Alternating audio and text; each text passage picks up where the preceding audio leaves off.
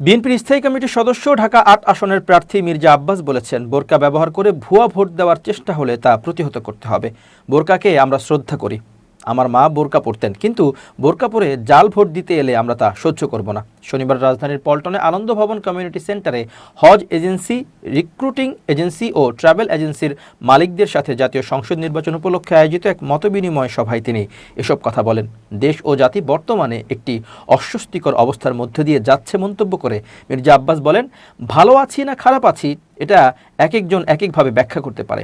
আমার ব্যাখ্যা হলো, হাসিনার সময় আমরা যে অবস্থায় ছিলাম এখন সে অবস্থায় নেই। এক জায়গায় ভালো আছি যে পুলিশ এখন আর উপদ্রব করে না। এই একটি দিক ছাড়া অন্য কোনো দিকে বা কোনো দিক থেকে আমরা ভালো নেই।